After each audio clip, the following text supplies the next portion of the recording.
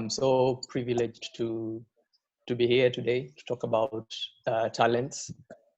This is a topic that is so close to my heart. So allow me to start with this short story. Once upon a time, a Japanese flute was invented. Walter, And nimerudi. Unaona kama nimerudi? hello. Walter? Hello, you can just proceed. Sorry. You can continue, Brian. All right. So I was sharing a story of this Japanese flute that was invented.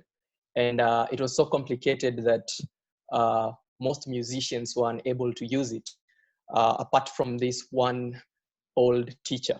So this young musician comes up to this, tells him, could you please sign me up for a class and teach me how to play this new flute? And the teacher too, when a student-teacher relationship started. But then for 3 years, for 3 whole years, the teacher kept asking the student to repeat the same tune over and over again.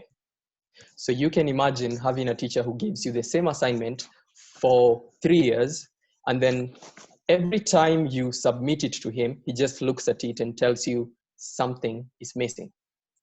So after 3 years of playing the same old tune and being told something is missing, this young man got frustrated, packed up his bags and left. I went and became an alcoholic because it's frustrating. You can't keep doing something over and over again, and all your teacher says that something is missing. But then one day comes, an event is organized near the place this young musician loves to hang out, and it's an open mic of sorts, where if you have anything to present, you can go present. At the end of the event, some people recommended that this guy should go and present. So he remembers he has the old flute, he knows the old tune, and figures out, I have nothing to lose, let me just go and play this old tune. He went up to the stage and played the tune, and after he finished playing it, this old man who was sitting behind the audience stood up and said, wow, he played like a god.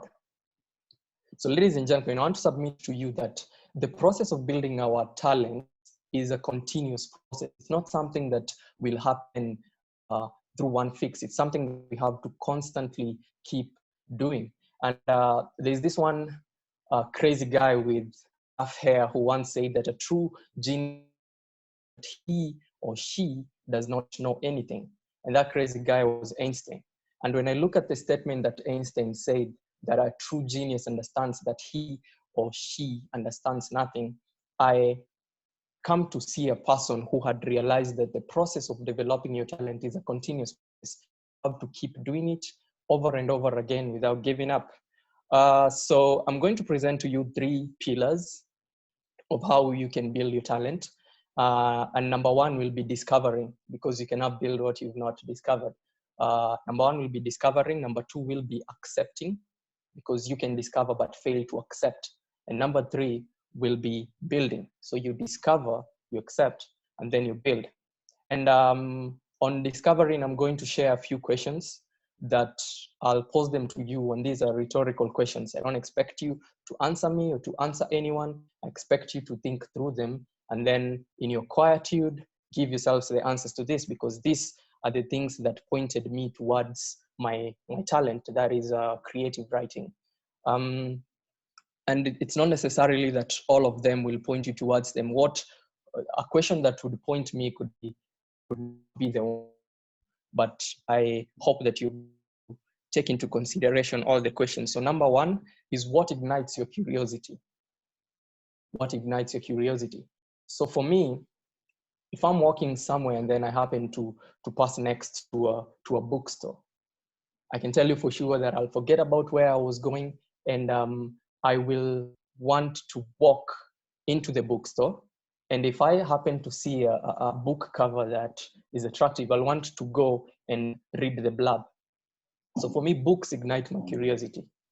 So, and I'm asking you, what ignites your curiosity? I have a friend who loves soccer so much. And every time you're walking with him and he passes nearby somewhere where these shoes for playing football are sold, he'll go in and start asking for the prices, even though he is sure he has no money to buy it. So what ignites your curiosity? Number two, what do people compliment you for? When I was in primary school, I remember I used to write compositions, and my English teacher would come to class and read it out to the others, and he would say to me, "You are going to be a good writer." When I went to high school, I joined the journalism club, and I would stand in front of the parade and read out news articles. And my teachers would tell me, "You're so strong in language, and you are going to be a great journalist, so you're going to you do something to do with literature and all that." So sometimes what people compliment you for actually is a pointer. The universe trying to point you towards what you're really made of. Number three, what would you had all the money in the world? And I ask this question because we're living in a generation where it's all about money, which is it's not a bad thing, because we all need money. We all want to take care of our bills. But if you had all the money in the world, such that you did not have to wake up in the morning and go to work, what would you still do? For me, I would still write stories. I would still write poems, because that is the thing that strums at my heart's guitar. And I'm asking you that question: what would you do if you had all the money? I have a friend who's a nurse, and she tells me that if she had all the money in the world, she would still wake up in the morning and go to the hospital to help people. So that one thing that you can do with or without pay, that could be a pointer towards what your talent is. And my good friend and mentor, the founder of Personal Development Challenge, is called Steve Mutusi. I'm sure he's somewhere here listening to me. He keeps telling me that a job is what you're paid to do, and a calling is what you are made to do. But then life is at its best when you're paid for what you're made for. The next question is, what kind of personalities attract your attention? What kind of personalities attract your attention? I look at authors like Ngugi wa Thiong'o. I look at authors like Kinyanjui Kombani. I look at authors like James Patterson, authors whose books have taken a leap from the page to screen. And every time they're speaking somewhere, I will leave everything just to go and listen to them, because their personality attracts my attention. And so I'm asking you, what kind of personality attracts your attention? The other question is, what makes you lose track of time? It could be a flute, it could be a guitar that when you sit down to play it, or to sit there for maybe 20 minutes, but once the thing starts, you realize that 2 hours have gone, and you're still there, you lost track of time. So that thing that makes you lose track of time could also be a very important pointer towards what you were born to do, or rather your talent. The other question is, what are you so quick to sacrifice for? There's this great author of a book called Changing the World While Changing Diapers, a good friend of mine. He's called Peter Ngila. And Peter is a crazy guy, because Peter can buy books, lots of books, and sacrifice his fare and walk home. And I keep telling him that he's crazy, but I understand that that is because it's another pointer, that thing that you can sacrifice for. There was a story some few years ago of this girl who loved design so much that she sacrificed her mobile phone, her smartphone, to buy a sewing machine so that she could be designing some stuff back at home. So that thing that you are so quick to sacrifice for, it could be also a pointer to your talent. Question number 7 is, what are you so quick to grasp and understand? And even when you are not quick to grasp it, you do not give up. And question number 8 is, what would you want to be remembered for? That is your legacy. So I'm asking all of us that in our solitude, just think through these questions and be honest with yourself. And they could be pointers or markers towards what your talent is. Quickly, I'll go to pillar number 2, which is accepting. Because like I say, the problem with us is that sometimes you've discovered your talent, but you do not want to accept it. It happened to me years ago. I discovered I could write, but it took me 2 years to actually start taking it seriously, because I did not accept. And the reason we do not accept is because of the fear of foolishness. And fear of foolishness, I can categorize it into two. Number one is a fear of being thought a fool. And number two is fear of actually being a fool. So you fear of being thought a fool by society, by your parents, by, it could be your religious leaders, it could be people in authority. You fear that if I tell them I want to take music, if I tell them I want to become a poet, yeah, I will disappoint them. They'll think I'm a fool. They might disown me. So for my case, I used to say I want to become an author, and then people will tell me, okay, you're so good in this, in writing stories, but that's not a real job. Get a real job.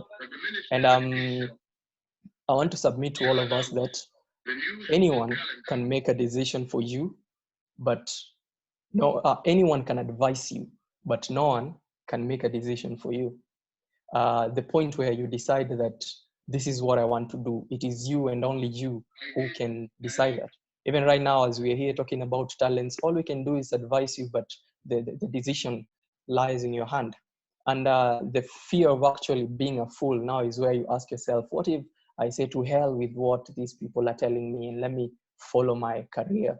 But then in the process of following it, you end up failing. So you've proven to them that you're actually a fool. And I hope that all of us could understand that fear sometimes is not there to scare us, but to point us towards what's really worth it. I call it the art of being scared yet fearless. So you're scared, but you still go out and do it because it's that one thing that makes your heart sing. Then also in accepting comes in self-acceptance. Steve Mudosi, I'll mention him a couple of times because he's my mentor. He tells me that the greatest success is the success of self-acceptance, where you accept yourself and your gift without falling into the comparison trap, without looking at others and saying, the other person is a singer and I am only a writer, and then you start feeling like a writer is inferior, but a singer is superior. So you need to accept yourself for who you are, and don't try and compare yourself with others, even if they're in the same field with you. You can only help each other you can only grow each other, but do not compare yourself with them. I need us all to understand that a genius is not a unique kind of a person, but every person is a unique kind of a genius, whatever it is that you're doing. And you cannot do everything, but you can do something. And that something is your everything. And then I'll go now to the third and final pillar. Now that you've discovered your talent, you have accepted it, who you are, self-acceptance. The third one is building your talent. For me, I'm going to share things that have worked for me, because I would feel so guilty if I came here and told you things that maybe I only read about or saw somewhere, but I have not tried them. So I'll share with you things that I've tried and they've actually worked.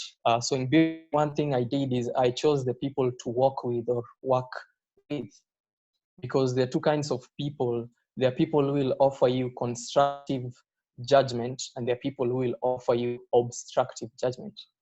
Constructive judgment is judgment that facilitates your action. Someone comes and tells me, this story is so good, but here you lost the plot somewhere. And this, I think if you do this, it would be better. Or someone who tells me that that poem was great, but in your performance, I feel you did this and you shouldn't have done this. That is constructive judgment. But obstructive judgment is the kind that tries to pull you down. It's not there to build you, it's there to tear you apart. You should know how to clearly draw a line between the two.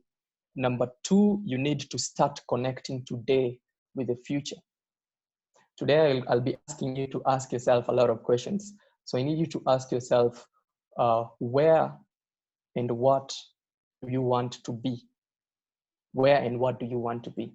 And after you ask yourself that question, then ask yourself again, what do I need to be where or what I want to be? And then after you've figured that, now make a list of what you already have that will get you where you want to be. So make a list and say, these are the things I need to be where I want to be. These are the things I already have, and these are the things I do not have. Then every single day, make a deliberate effort to bridge that gap. It could be a little effort, it could be reading a page of a book, it could be making a phone call to someone in the same industry that you feel has made it and asking them a few questions. It could be taking an online course. Actually, there's this site called futurelearn.com, and during this moment, these pandemic-stricken times, I've been at home. I've been going to FutureLearn, and they have amazing content, amazing short courses that you can do across very many careers. There's music, there's creative writing, psychology, and all that. So it could be doing that as long as you make sure every day you're bridging that gap, you're connecting today to tomorrow. Then last but not least, for you to build your talent, I've said that number one, you choose the people to work and work with. Number two, you start connecting today with the future. And number three, expect pain, failure, and disappointment. And this is something that most people will not tell you. You don't just wake up with an idea, go out there, and then succeed, and the whole world is applauding. You will fail. You'll be disappointed. There is a story I wrote, and I was feeling like it's the best, but when I submitted it, it was rejected. I've been rejected so many times. So you will be rejected. Failure will come, disappointment will come. And I want to prepare you for that. I want to tell you to expect it. You could have the talent. Having the talent does not necessarily mean that you're going to be amazing at it. There is the part of the work. It's like when we watch something like America's Got Talent or whatever, we only see someone presenting for 3 we celebrate them, but we do not see the hours and the weeks of pain backstage that they went through. So expect pain and failure. And my mentor keeps telling me that in as much as no one chooses to go through pain, failure, and disappointment, anyone can choose to grow through these pains, failures, and disappointments. And I want you to think of it this way, that we do not wash our clothes because we want them to get wet, but because we want them to get clean. But in the process, they get wet. Similarly, we do not discover our talents and then go after them because we want to feel the pain and the frustration and the disappointment, but because we want to conquer. But in the process, we feel the pain, we feel the frustration, and the failure comes once in a while. But I want us to grow through all that pain with enthusiasm. And enthusiasm in Greek means filled with God. So growing with enthusiasm simply means you are growing with that confidence that you are filled with God. And I will leave it at that. It's been an honor to share with you. Back to you, Perez.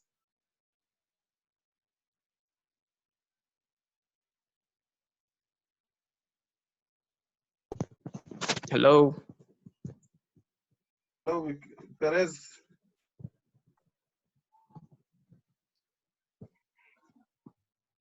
You can hear me now? Yes, yes, yes. Sawa sawa. I was saying, thank you, lesson on.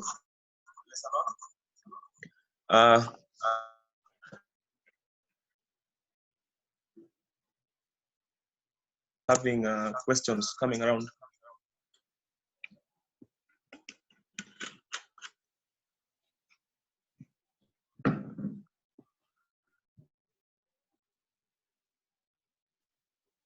Shiki? Yes. Yeah, thank you for joining us. Maybe you could take us through before I now allow the audience to engage us Okay. further. Okay, sure. Hi, for anyone who might have just recently joined in, my official name is Shikanga Shivoho. My stage name is Shiki. Shiki comes from Shikanga. And I just wanted to take you guys through my personal journey in arts. I do spoken word. and it's been a long journey. From ever since I was younger, right? But I'll start from after high school because that's when it really began. So I finished high school and I was somewhere just about to join university. And during that time, I was really sad and depressed. And I felt like I couldn't talk to anyone. I didn't want to talk to anyone. I didn't know how to express myself. And so I found myself starting to write. I used to take this book and I'd write my feelings down. So one time, after like 2 months of just writing, one time I wrote this piece down. I read it through again and I was so amused. I was like, oh my goodness, this is actually good. I sent it to a friend of mine, two friends of mine actually. And one friend of mine was like, this is really good. I hope you keep on writing because I like what you've written. The other friend was like, say the same thing. This is really, really good. In fact, I bumped into some videos which I think would help you into like writing more. And if you want to perform, you should look at these videos. So akanitumia videos, nikaanza kuona, and there were videos of other spoken word artists performing on stage. And I had never performed poetry on stage. In fact, I never really thought of myself being a poet. I thought of myself being a musician because if you were to ask me, oh, Shiki, what's your talent? I would say it's singing, music. But with this one, I hadn't really thought about performing poetry. And I was even thinking, you know, the way in high school, the way in English, kuna mahali, kuna poetry, and they grade you, oh, what did the author mean? What is the title of the poem? I always used to hate that section because to me, that section just did not make sense. So later on, to turn out as a poet was something that I hadn't really planned to do. So I kept on watching these videos and I was really, really interested. And I kept on writing more. I kept on trying to perform more. And my friend who's in charge, akanisikia siku moja, akasema, you know what, next week kuna slot on Sunday during the youth service, how comes you perform? Try and perform one of your pieces. I was like, yeah, I performed. They loved it. And now it became a thing, performing in church because they wanted me to keep on like encouraging more youth to perform. So after that, I remember we had gone for a kesha at a neighboring church, a piece, and a friend of Biko McCoyans saw me, and he was at that time in the poetry scene. So he came up to me and was like, hey, you never told me you perform poetry. I was like, nianza tu juzi. Akaniambia, take my number, call me so that I the poetry. And that's exactly what I did. And from then on, he became my mentor. But because my coins had a very interesting way of mentoring you. It never spoon feeding per se, but he would always throw me into the water and see if I could swim or not. So he would never get me events, you know, he would make me go out and look for those events, even if I didn't know where to start. So what he did was by giving me a contact, be like, take this number, talk on, depending on the day. Sometimes you'll get it rejected. Sometimes they'll be like, oh, the slots are full, maybe you try next time. And most of the time, that will happen. But sometimes I was lucky enough to get an opportunity or a chance to perform. And that's how I slowly grew my audience and my skill. During that time, I discovered different spaces where they were performing poetry. And there was this thing with Sheng poetry, which was very, very famous. And I'm not a Sheng poet, I actually perform in English, but Sheng poetry was very famous, especially in street poetry. And I tried doing poetry out of fear of not being accepted. I tried doing Sheng poetry, and to be honest, that failed miserably. And I failed so many times, I actually quit spoken word. I was like, this is clearly not for me. I really was not meant to be a poet. Actually, Nirudi University. So I quit poetry for like 6 months. The next year, someone came up to me like, hey, Shiki used to perform, what happened? I have this event, come and perform. I was like, you know what, fine, let me go back. I went and performed, and I did what I used to do with the English poetry that I just used to do. And the reaction to my poetry was actually really good. And I was like, you know what, let me continue with this. Later on, I learned about this competition, which is called Slam Africa.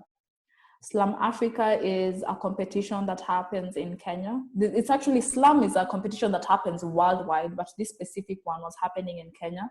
And it was a competition where different poets battle it out for a title and also some prizes. But the title is to be the Slam African champion. So if you're a female, you become the Slam African queen. If you're a male, Slam African king.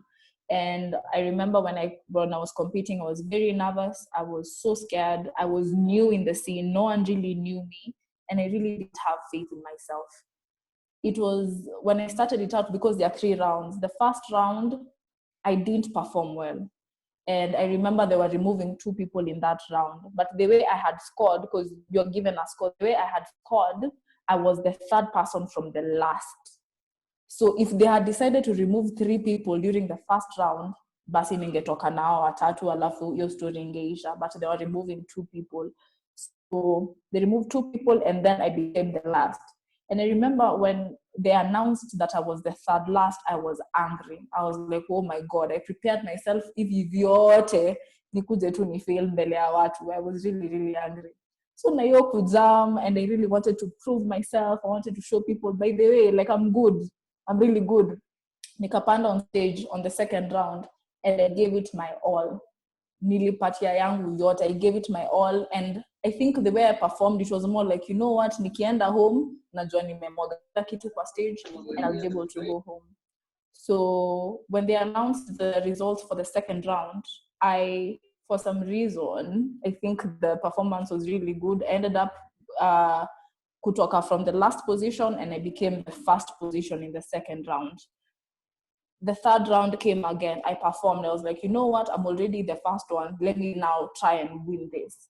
And I performed again. I gave it my all. And I ended up winning the whole competition. And I am the 59th Slam African queen. Slam Africa is actually, Slam is a huge competition that happens between poets. And the title is actually recognized worldwide over. And that for me was one of the achievements I was able to get by just believing in myself and believing in my skills and continuously practicing to make myself better.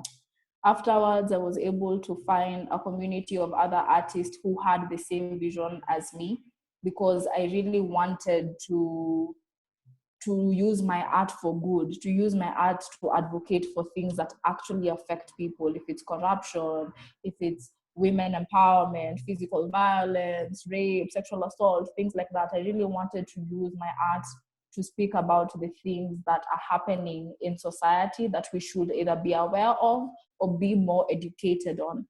And so that's where the Evolution Art Hub came in. We came in, the 6 of us, and we decided, why not use our art and use the different projects to talk about different things. The Evolution Art Hub has existed since 2017, if I'm not wrong, and we're still staying strong. Actually, one of the projects we are doing now is called Refu Poet, which is using art to tell the stories of refugees. It's going to happen in June, actually June 20th. This month. It's going to be an online festival. I invite each and every one of you to join.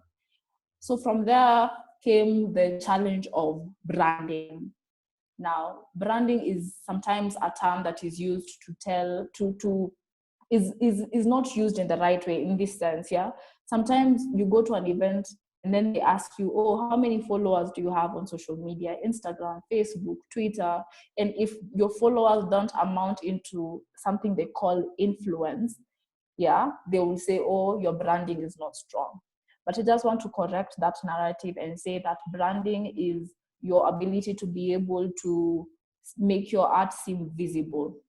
So if you stand for social justice, maybe you like talking about corruption, then the pieces you do, the music you do, if it's painting, whatever it is that you do leans towards that thing. So if it's corruption, it's corruption. If you like talking about children and their rights, you talk about children and their rights. If it's refugees, you talk about refugees. So that's how you brand yourself. You brand yourself according to your interests and what you want to talk about. Now, if you don't do social if you don't talk about social issues and you are more of entertainment, then that's how you brand yourself. I like entertaining people. I like making people dance. I like making people happy, seeing them raise their hands during concerts. That is also okay. You brand yourself in that manner. If you like, maybe, I know there are different artists who even go ahead and maybe use fashion as branding. So like DJ Styles, I know he usually likes wearing red from head to toe. Any single time you see DJ Styles, he wears red head to toe, and that was how he branded himself. There are people who would use fashion in terms of Africanness, to show their Africanness and show that they're very proud of their culture, and they also use it in whatever art that they're using. So you wear the beads, you wear whatever African regalia you wear to represent who you are and what you believe in, and hopefully it also translates into your art. So let no one limit you in regards to branding. People always make it seem like, oh, if you're not commercial or if you're not mainstream, then you haven't made it as an artist. And I want to correct that narrative again, because there are people who are not mainstream, but they are doing so well. They are able to use, actually, the art that they're doing is the one which is feeding them, doing a parent, doing a lipia watoto school fees. So let no one tell you because you are not mainstream, you're not able to make money from your art. Art is a way that someone can be able to make money, and there's so much potential in this field. And honestly, we're inviting anyone and everyone who's willing to be part of this journey to explore this field and to grow themselves, because it is a very fulfilling and satisfying field. The good thing about it is that you are able to learn whatever skill or perfect your skill through so many resources that we have now. That now there's this whole digitization concept. People are learning so many things from YouTube. There's so many courses you can do online to get you to understand so many different things. If you want to learn instrument, if you want to learn music production or video production, these are things you can actually get online. So don't be discouraged. Don't feel like, oh, you're not able to afford to go to a school, so maybe you're not able to do the things that you want to do. It is actually possible. Two, I want to change the narrative of people making you choose between Kamomenda University. So maybe you did accounting, right? You choosing between accounting and whatever art that you're doing. I am of the opinion, and it's okay to have a different opinion from me, but I am of the opinion that why choose? Why do you need to be one? Why can't you be both? Why can't you be an artist and an accountant? Why can't you be a lawyer and a musician? There's actually one artist, she's called Junga Shui. She practices law and she is a very, very good musician. So she's both. She's able to practice law and she does music. There are people who do it full time, which is also okay. If you are able to do it full time, it's also okay. But do whatever you feel makes you comfortable. Don't listen to what other people have to say. If you feel like you can handle both of them, then go right ahead and do both of them. If you feel like you want to concentrate on one field, then go ahead and concentrate on that one field.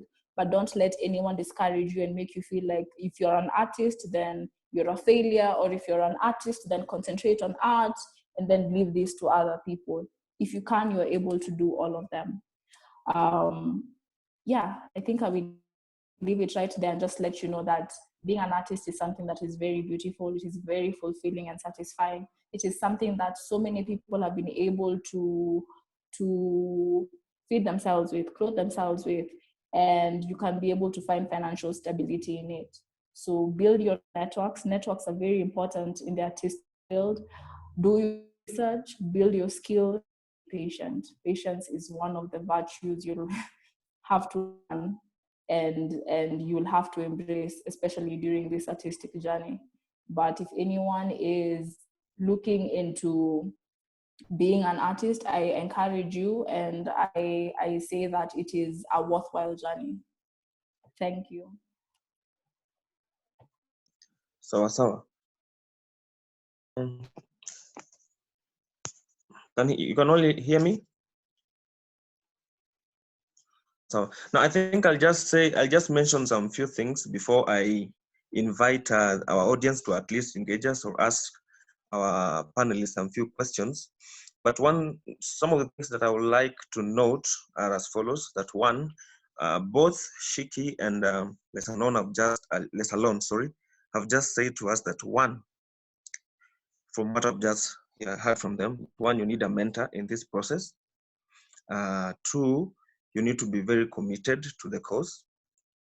That if you are doing something, you're an artist, or with whatever talent you are doing in, you should be committed to the cause. And another interesting part about this is that they have both alluded that this is a process. It's not an easy thing. It's a process. So you don't just jump from one area to the other. It's a process. There are setbacks. But at the end of the day, the commitment you have to the cause brings about the results that are there. Now, one thing about Shiki that maybe she has mentioned or not, I realized that she's a lawyer also. So how do there's a profession in this again, and there's this other part. I'll say a gig, or maybe some call it a side hustle. Like she's an artist on this way or another, and again she's a lawyer. But you see, she has perfected both of these. She has been able to bring both of these ventures together. She's performing as an artist, one. That's being empowering herself as an artist too, and she's a lawyer on the other end. I think that's a very important aspect for all of us. Yes, most of us, I want to assume, have gone to school, are venturing in various professions. But again, what talent have you discovered in yourself that you can do aside from the profession that you are in? Other thing, what kind of group surrounds you in all this? Who are the people that are around you, the environment that you are in? Shiki has told that when she was in school, she had a friend who insisted on her to continue perfecting the art of writing, and you see it brought her into being a spoken word artist, poetry, writing, all this stuff. Let's alone too.